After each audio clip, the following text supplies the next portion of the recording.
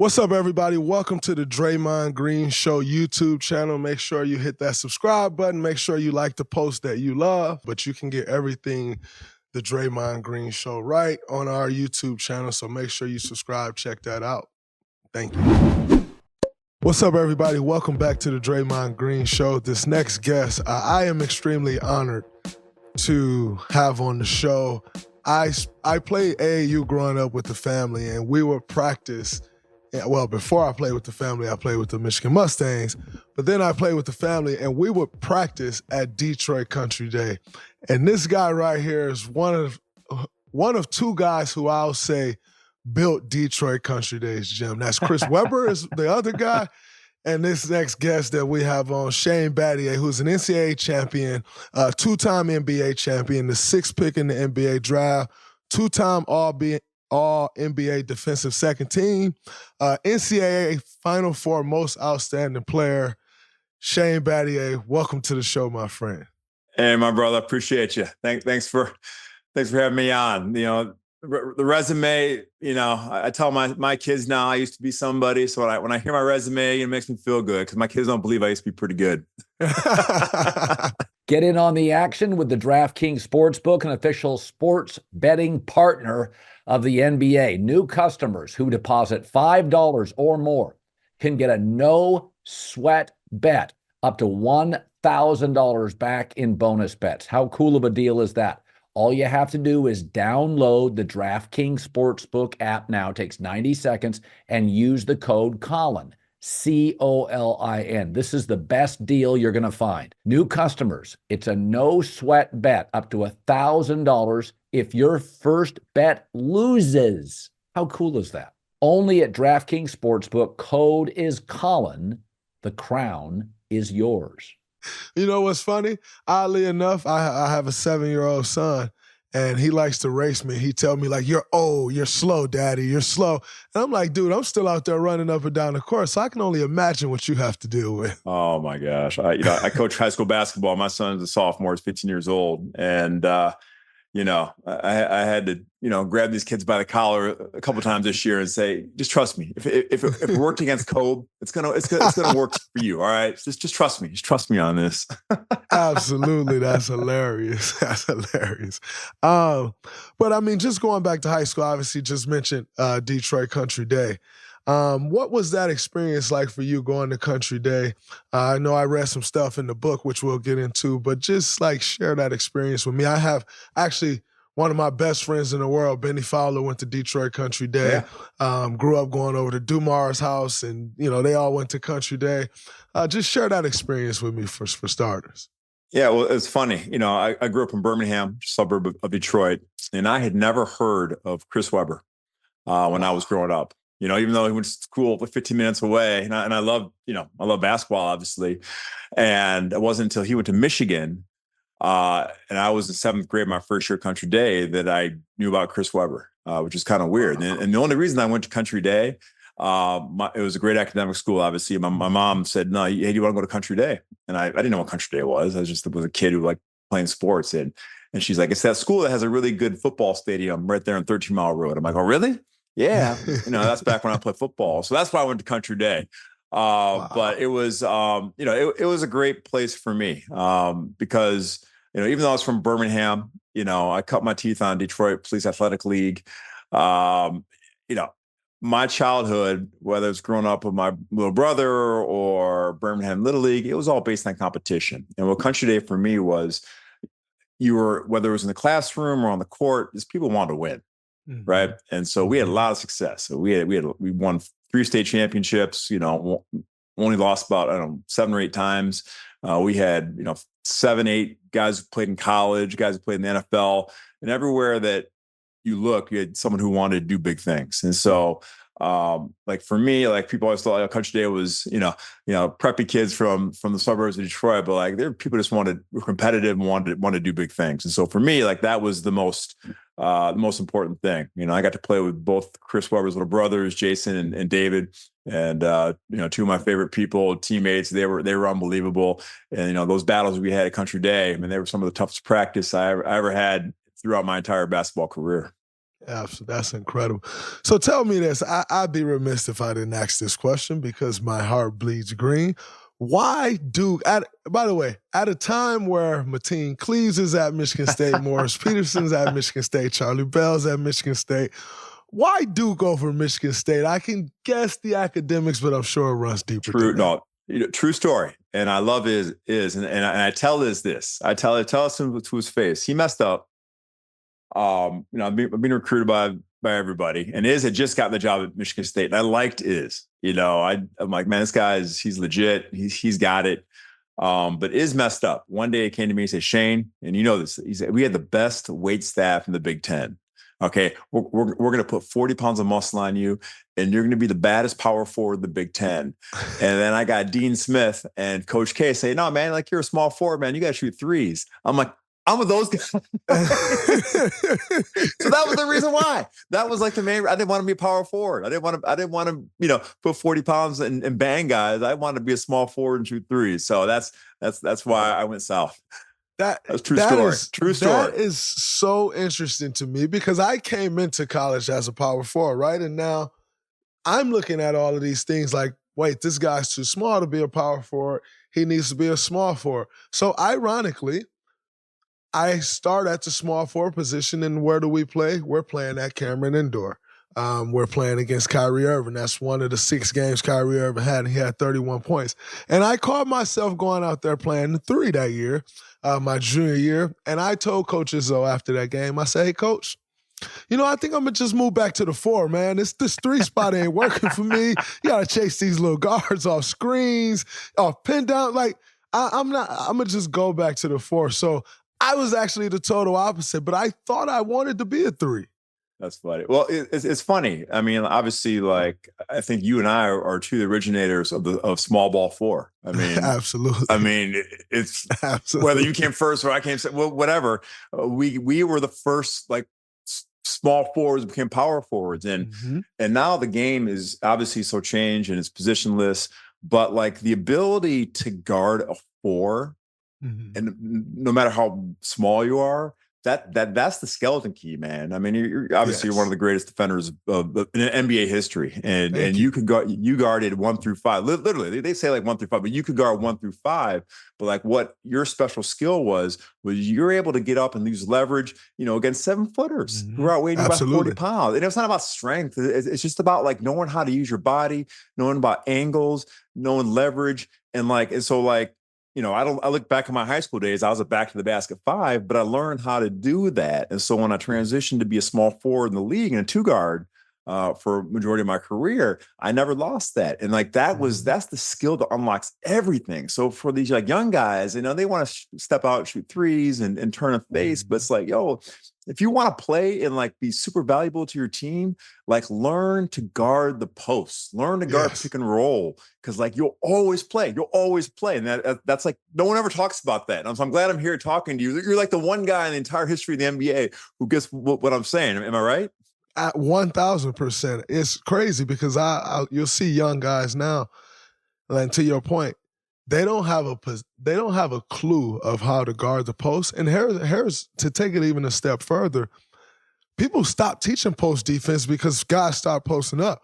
Well, now the game is changing back and you're starting to get guys posting up again, and no one knows how to play post defense anymore. And especially when you get guys coming from college, the first thing these guys come from college, they do, they put their chests out. And I'm like, yo, you cannot guard the post with your chest in the NBA.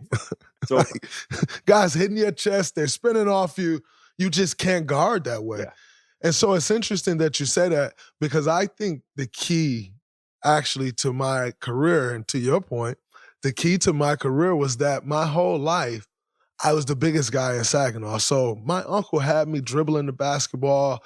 Coach Speedy told me, like, man, you can't just be a 5. But my whole life, I would play the 5. Now, I played a point guard offensively and post up some and bring the ball up the court, make plays. But I played the 5. And so once the NBA turned to small ball, you'd see teams like, oh, that guy is 6'6", 6'7", too. We'll put him at the 5. But my whole life, I learned how to anchor a defense because I played the 5, And so To your point, I think that's a great thing for young guys to learn how to guard the post and how to guard pick and rolls. Yeah. I mean, we play for two of the best, college coaches of all time, and Coach Izzo and Coach K too. That didn't hurt, but the ability to guard, pick and roll, be able to switch off on pick and roll, to do every single coverage. Like you just don't see guys who are that defensively just, versatile and have the IQ to be able to do all that thing in every situation. It's a huge, huge, huge advantage for these young guys if they get that teaching and that coaching. Man, you don't know how surreal this is for me right now. And growing up and just hearing your name and knowing you was from Michigan and to be doing this interview right now is blowing my mind. So thank you. Before we move away from your early days, something in Michael Lewis wrote in 2009 article that the inner city kids who you play AAU with treated you like a suburban kid with a white game. And the suburban kids who you play with during the regular season treated you like a visitor from the planet where they kept black people. How was that navigated for you? You the only child at a school with a black father and a white mother. Like, how was that we're now 20 years removed from that. Stuff has moved far ways in 20 years, though. How was that for you then having to deal with that? Dre, it was the hardest thing I ever had to deal with as a kid. But it was the best thing that ever happened to me. Right. I never belonged anywhere, ever. I grew up in Birmingham, but we were poor. I mean, I still remember what a government cheese sandwich tastes like. Like I never had people, from my school to my house because we had like holes in the roof when it rained. I was putting pots underneath the holes and so sports was the one place, and basketball especially, that I belonged. And I realized at a young age, look, when I win and I help my teammates and my friends win, they don't care that I'm, half black. They don't care where I'm from. They just know, hey, you can play. And that's the beauty of sports. And so I became obsessed with just winning. And it wasn't even about what I did. I was like, what do I need to do to help my team, my friends win? And so that was my entire game from literally from kindergarten all the way to my last day in the NBA. It was just man, I just gotta win. I just gotta win. And so, I had no one to talk to. This is before the days of, mental health was even invented, right? So no one's talking about the anxiety or depression back in the 80s. You just kind of sucked it up. And my parents couldn't understand, my friends couldn't understand. I just felt alone and isolated. But the one place I made people respect me was on the basketball court. And so that was the most important lesson. I learned this lesson when I was in first, second grade that I carried with me throughout my career. And it's always about winning, man. That's all that matters. If you win, doesn't matter who you are. And so that was the hallmark of my entire career. So it was the hardest thing I ever had to deal with as a kid. But it was what made me who I am today still. Winning cures all. It does. I want to get into an early part of your career. I know everyone talks about the Miami Heat days, and rightfully so. That's where you won a championship. And that's always going to be the most respected, and we'll get into that.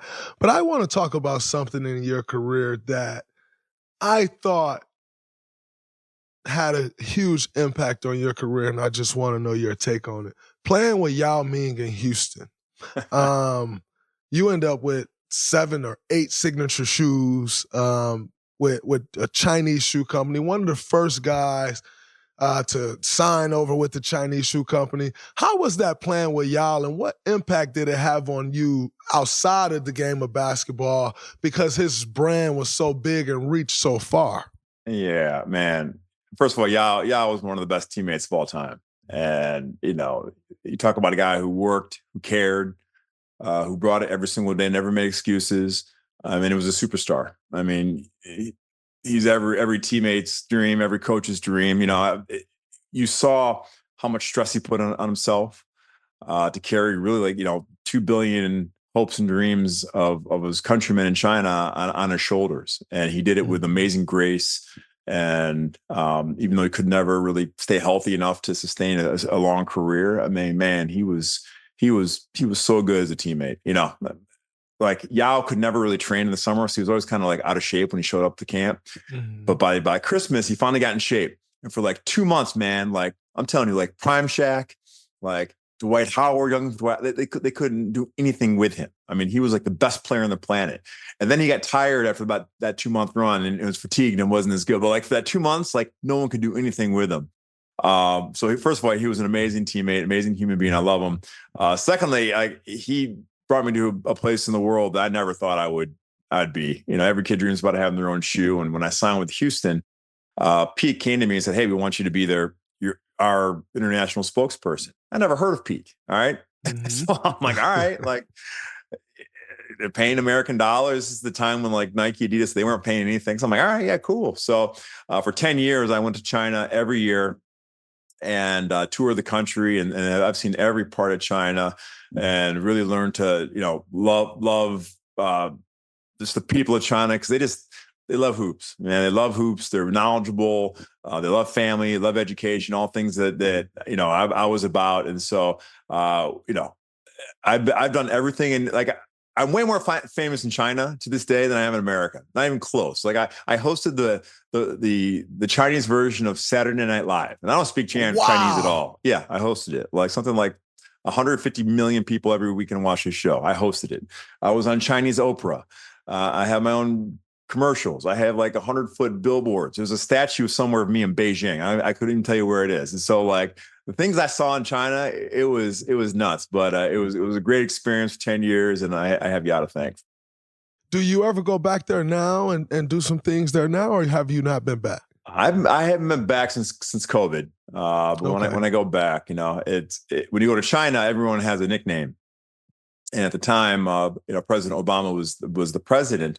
And because of the way I talk and I'm light skinned, my nickname was Mr. President. And so every city I go to have a press conference and people be like, Mr. President, how do you find Shanghai? And I'd always say, it has the best beer and the best looking women. Then I go to Qingdao and like, Mr. President, how do you find Qingdao? It's got the best beer and, the best looking women. And so I laugh. So I still walk down the street sometimes and someone from China will say, "Hey, Mr. President, I'm fans of you." So I look forward to going back someday. That's incredible. And speaking of Yao, you also, obviously T-Mac was a part of those teams as well. Yeah. We had T-Mac actually on the show last year. And we spoke about winning and health and the different things.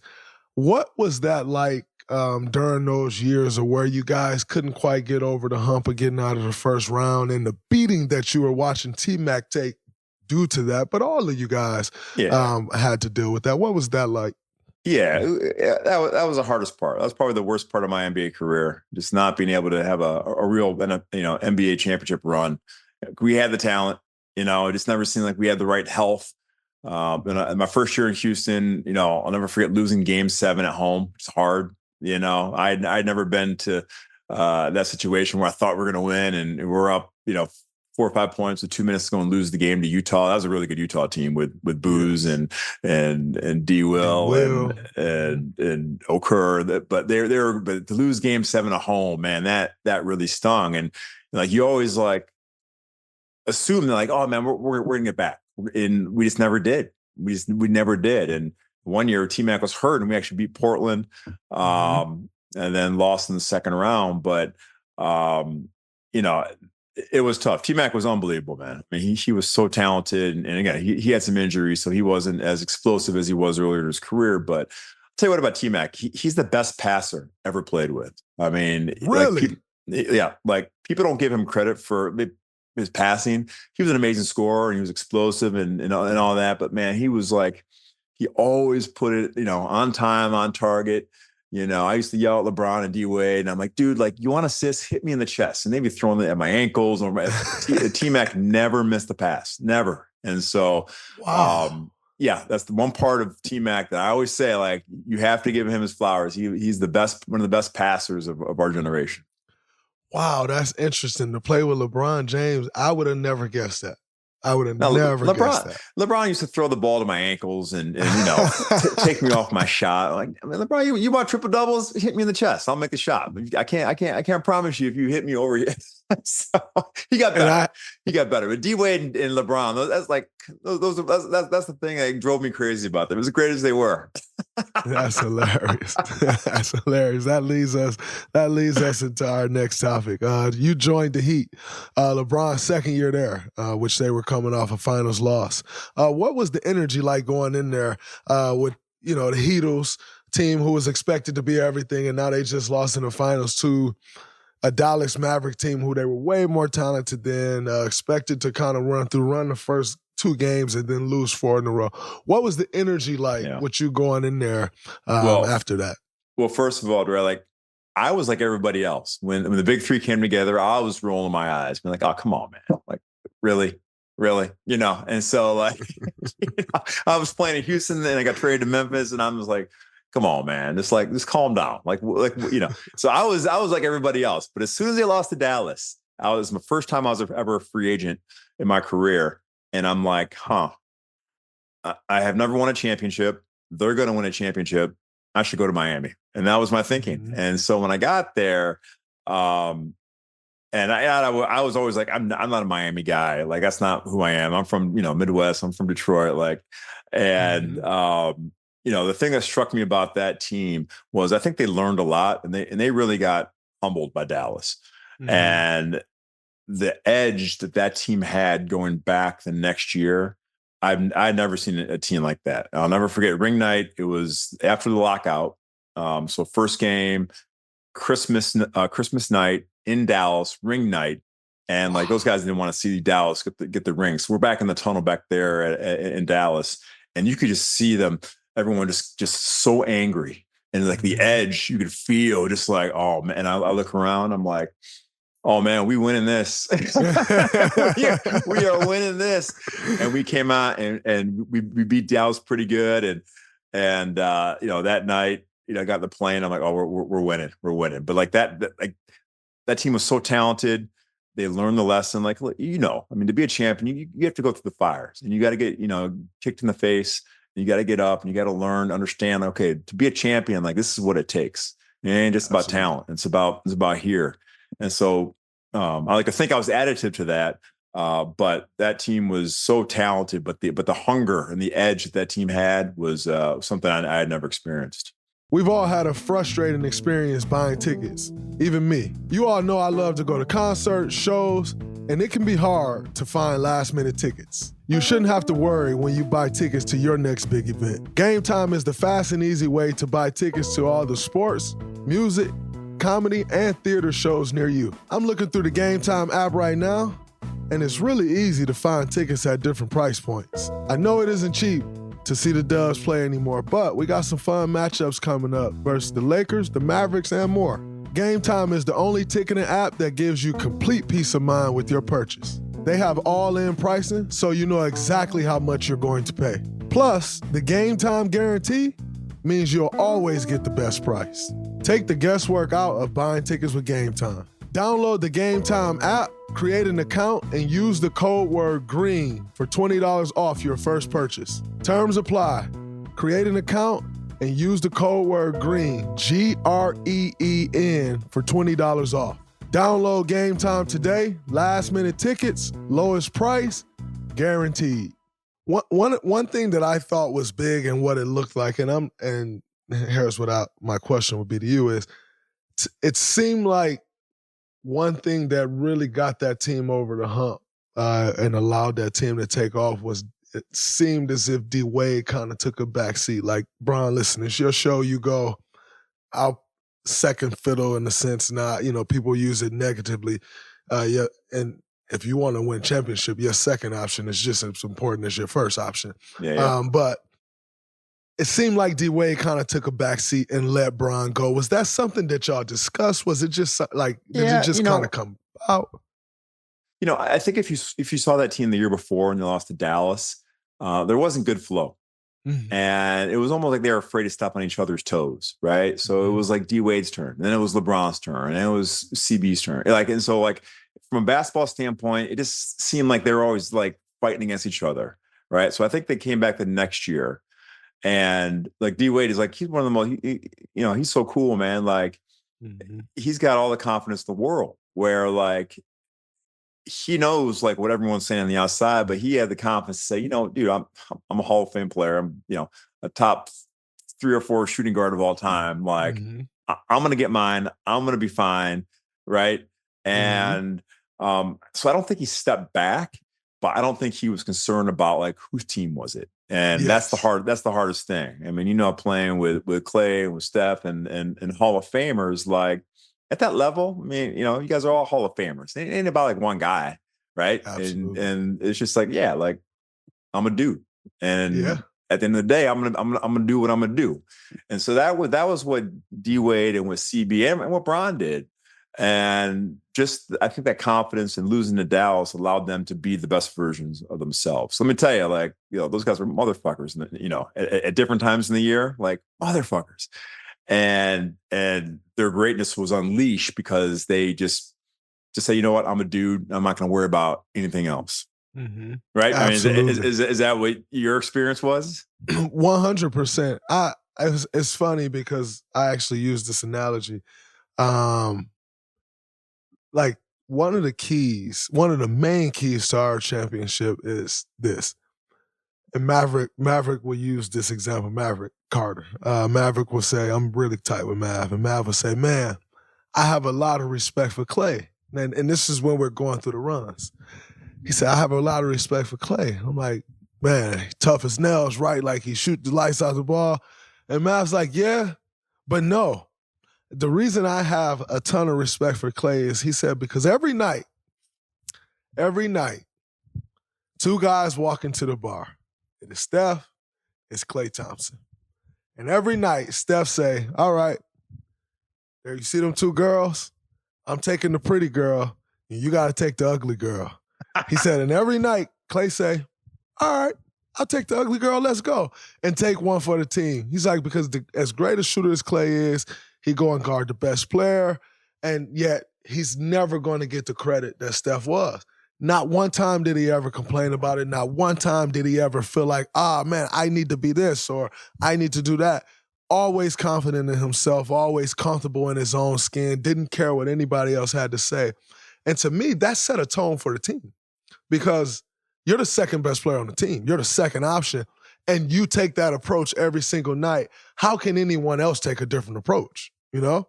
And I think that was, to your point, that was huge for us. Like, just Klay's demeanor and willing to, like, talked about it with Chris Paul. Klay going to guard Chris Paul and Klay going to guard Kyrie Irving and like all these guards. He could be like, no, I don't want to guard those guys. That Steph is. Now, every single night he did that, and it made such a difference in our team. It was for the better.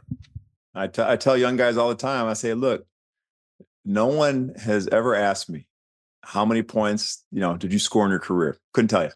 Like, you know, how many points you have in the finals game 7, Shane, you know, no one's ever asked me that. No one ever. I get 2 questions about my career. They say, where do you keep your rings? And how do you decide which one you want to wear that day? Right. And so like when you win, they don't care about your stats. They just care that you were part of that team and they care that you're a champion, and that's forever.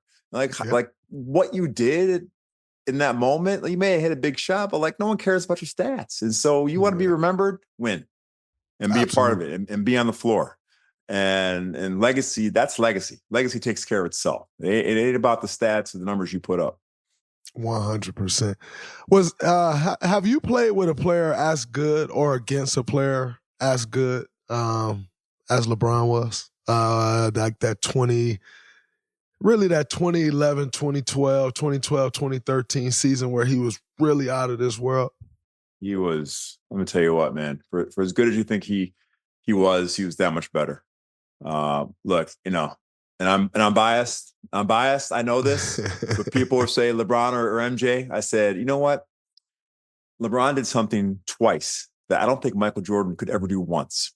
He won 2 NBA titles with Shane Battier as a starting power forward. All right.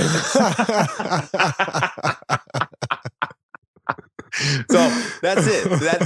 That's you know, I'm biased, but I don't think, you know, I love Mike. You know, we're the greatest of all time, but LeBron did it twice with me as his bum ass power forward and dragged me across the finish line. That speaks to how great LeBron is. But you know, look, the force, the intelligence, he didn't have a weakness when he was in his prime. He's still playing amazing now, but I mean, just there's no answer. There was no answer for him, and he was like a queen on the chessboard, and just do everything. And so it made my job certainly easier.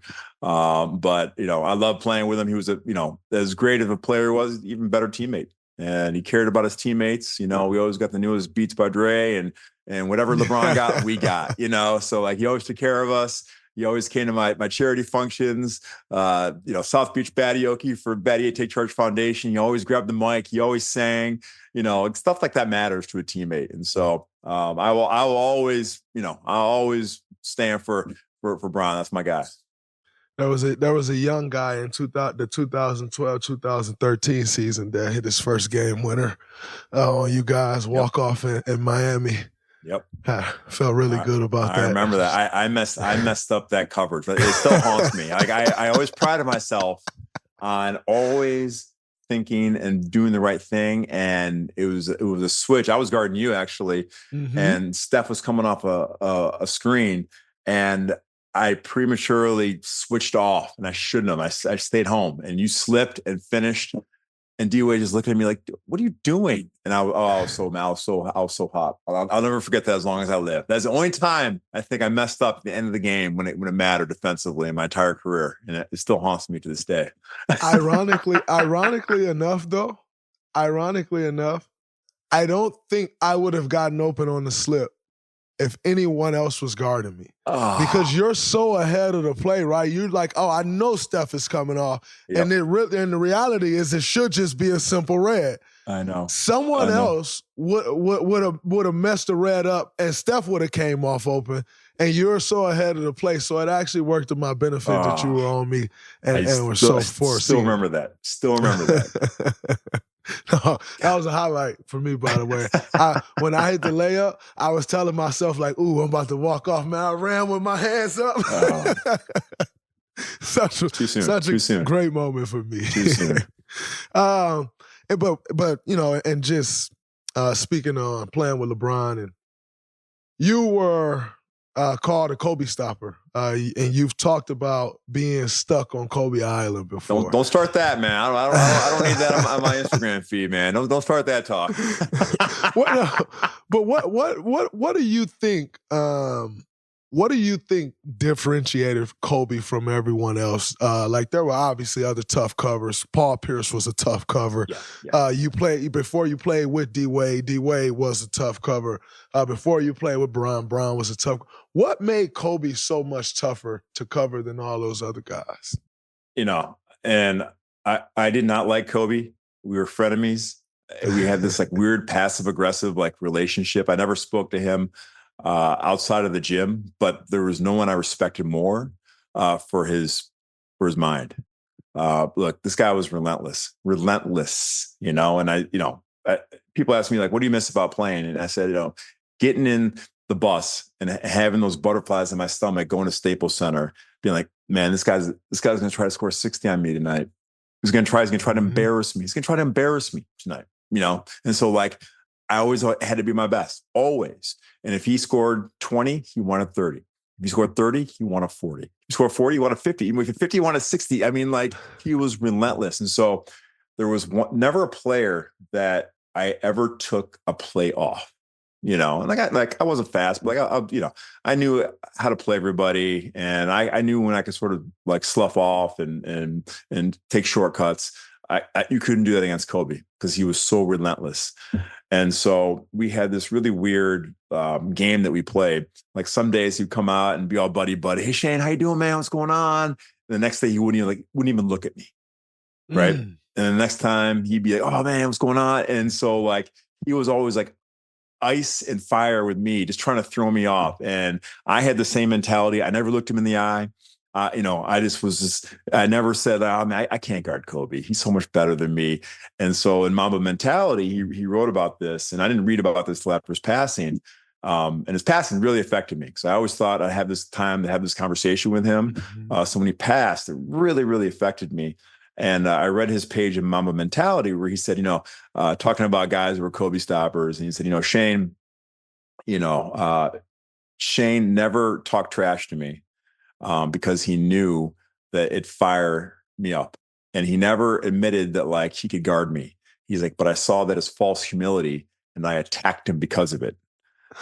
But I still respected Shane. I'm like, he's right. He's 100% right. So like he knew me without really even knowing me. And that's what was special about our relationship.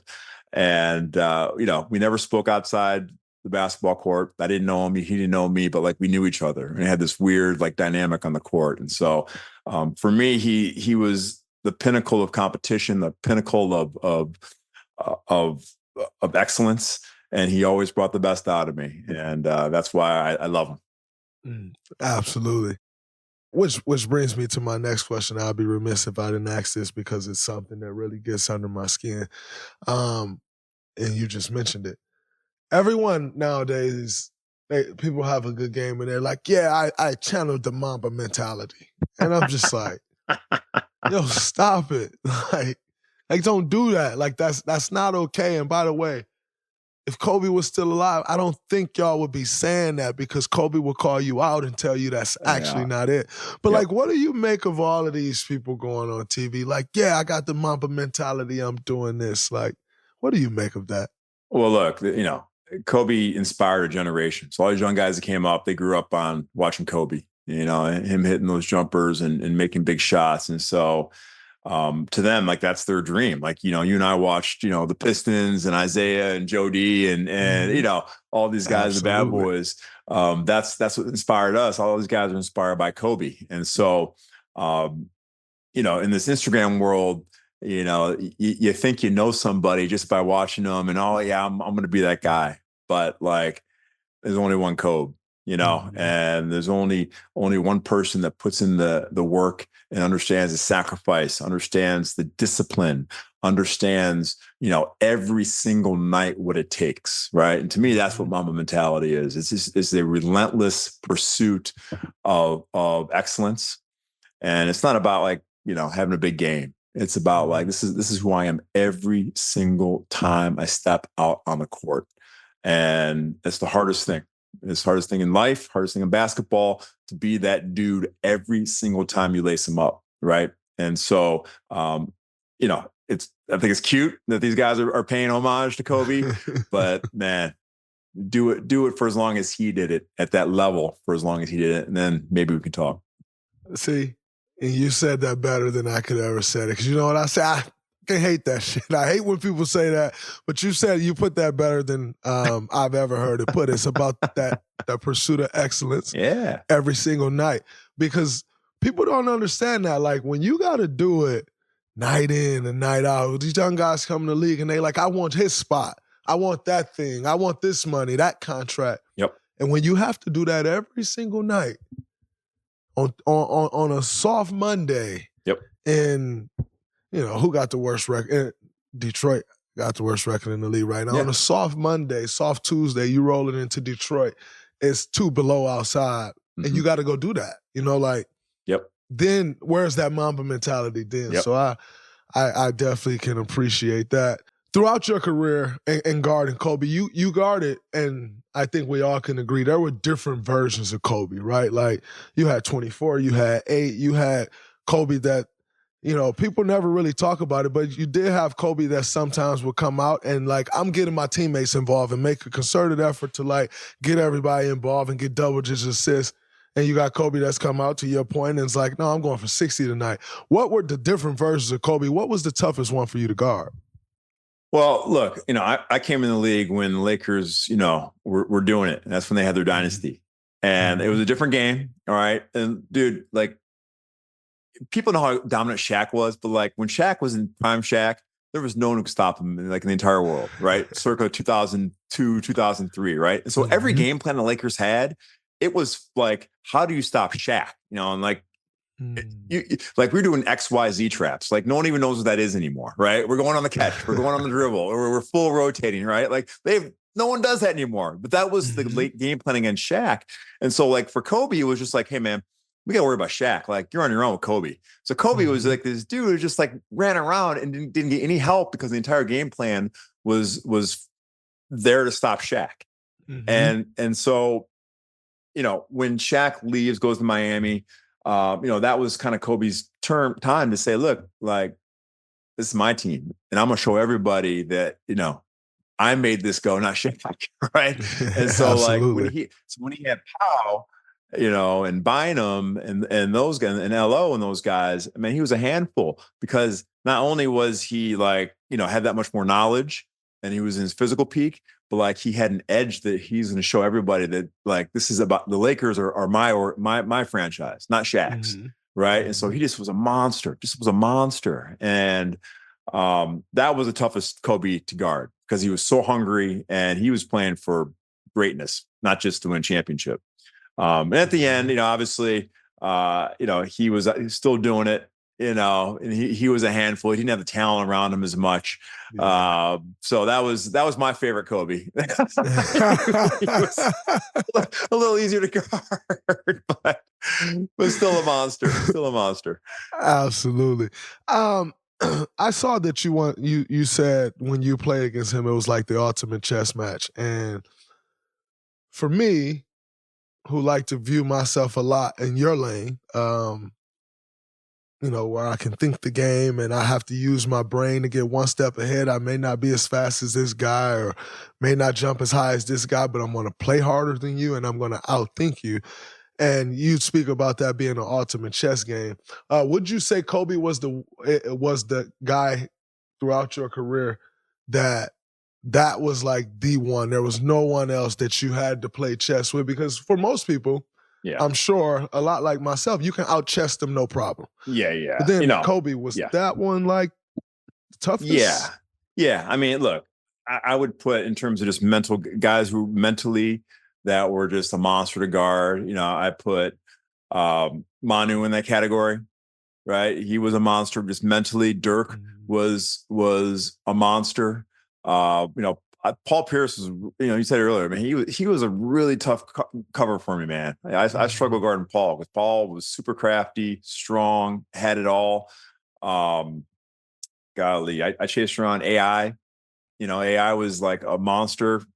When I was a rookie, I played two guard. I had to chase him around, and he was like so smart because he was small, but like so fast. And so there was a select few guys that you just knew every night. They're like, man, you got to be here. You got to be here. Yeah, it's hard work, but you got to be here every single play. And that was the fun part. With Kobe, like, as analytics came in the game, and like I got to learn, the weakness and strength of every single player. I would never say like I stop these guys, but I understood like what really got me beat and what didn't, right? And that was the difference as you get older and understand the math behind basketball. And so like I was willing, if Kobe wanted to hit 10 free throw line jumpers against me, that was the best case scenario for me. And if he hit them, hey, tip your cap and move on. But if I put him at the line 15 times, or if I let him get to the hole and make plays, like that's on me. So like you just learn with certain guys, like, okay, look, I'm taking my medicine if he hits jumpers. Nothing you can do. He's that good. And once you do that enough, and over the course of a season, over the course of a career, that's how you stay away from like the huge games, game after game. These guys are going to bang you on the head every now and then, but at least you get a fighting chance to help your team and keep those guys under control. 100%. It was almost like, I know you said you try to make them take the tough long twos. You was on the analytics before it's a real thing. And now, in transitioning to life after playing basketball, you've kind of gone in that direction. How would you say you were using that in a sense then, but didn't quite know, or were you already aware of it and was using it then? No, like I learned that in Houston, from Sam Hinkie, Daryl Morey. And, the way that they talked about analytics to me, which made sense. I like playing blackjack. And they're like, you got to think about basketball like blackjack, right? When you get dealt pocket aces, what do? You always split them, right? Yep, 10 times out of 10. Absolutely. Why? Because that gives you the best chance to win that hand. Now, does that guarantee you're going to win that hand? No. You get bad cards, dealer hits 20, whatever. But like it gives you the best chance, right?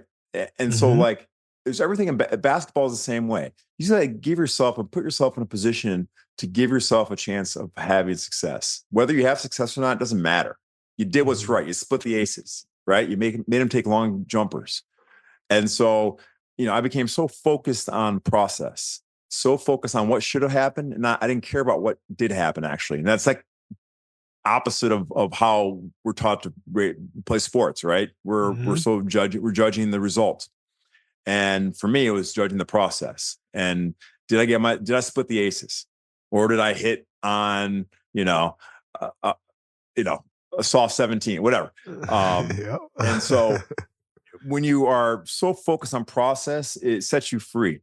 It sets you free because you did the right thing. And if you do the right thing enough, good things happen to you. And so that's how I was able to stay in the league as long as I did and have success, even though I was slow, couldn't jump, or couldn't move. So, and now knowing what analytics are today, and your career that you had, were you born 10 years too early? Because if you were born 10 years later, yes, I can raise my hand. Analytics could have taken you to an even further place because it's helped me a ton. Because every night it's not going to be the 20 points for me, right? Every night it's not going to be 15 assists. But analytics actually allows you to see a different story. So I'm going to say thank you for that. Yeah, you're welcome. I'm always happy when my brothers gets paid. All right. I'm not one of those bitter old guys that say, oh man, those guys are overpaid. It's a wonderful thing. It's a wonderful thing. But yes, I do wish sometimes I played about 10 years later. I probably would be a much bigger jerk now. I got to be a nice guy. Absolutely. You're the former VP of analytics and basketball development for the Heat. How do you feel the team changed? The Heat is an old culture. It's Pat Riley leading the charge, and Eric Spoelstra, who's understudy for Pat Riley, dating back probably 30 plus years now. How do you think the team changed under your watching, the analytical view that you brought to that team and working with that front office staff? Look, I like the Heat, because they've had 30 years of success, right? Mm-hmm. And what Pat's done, what Spo's done, you just can't teach, right?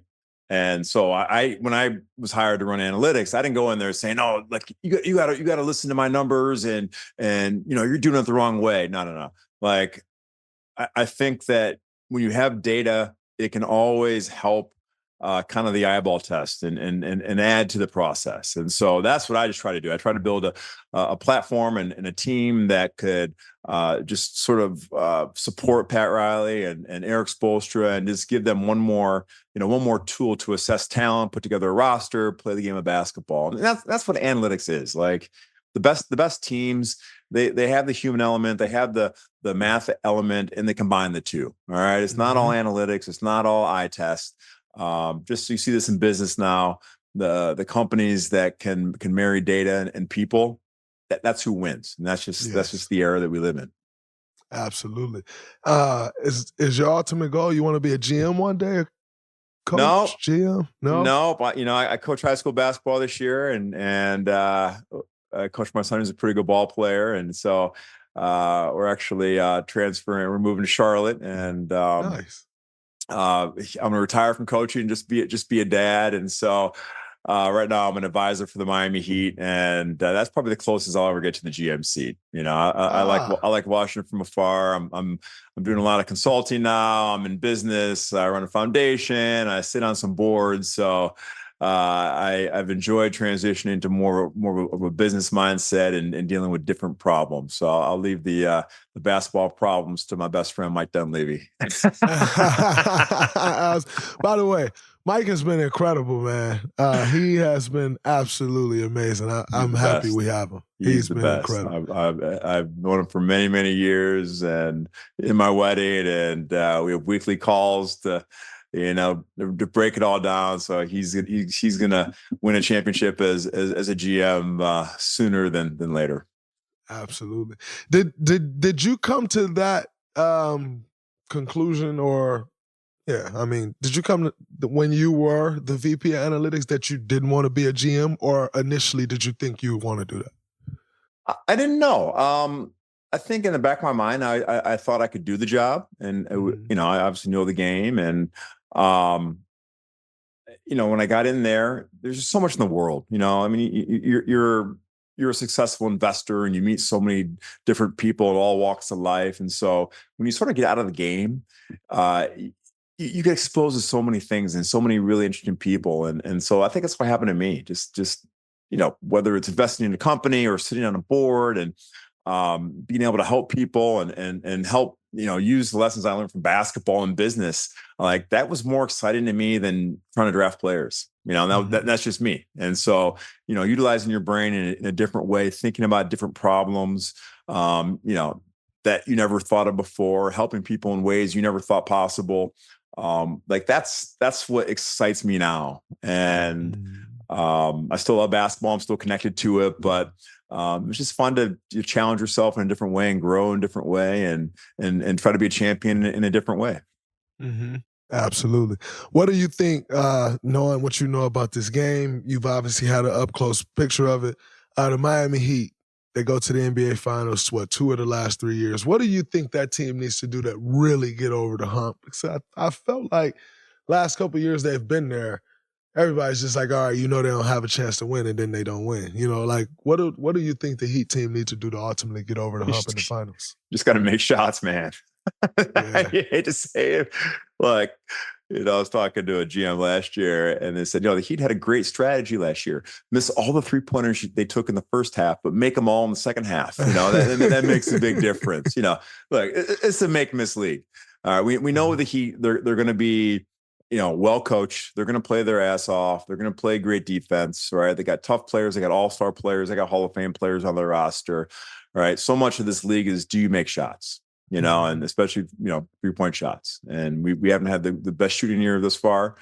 But if you get hot at the right time, like they have last couple of years in the playoffs, man, they're as good as anybody. So, people ask me that question all the time. What do you have to do to win? Just got to make shots, man. Yeah, absolutely. Absolutely. A couple more before we get out of here. I'd be remiss if I didn't ask you. You mentioned him earlier about the legendary Coach K. Obviously had the chance to play against him. I also had the chance to play for Coach K. For Team USA, we won the Olympic gold medal in 2016 in Rio. Obviously, that's I'm sure, an entirely different Coach K than the Coach K that coached you, who's out front, very quiet, not, calm.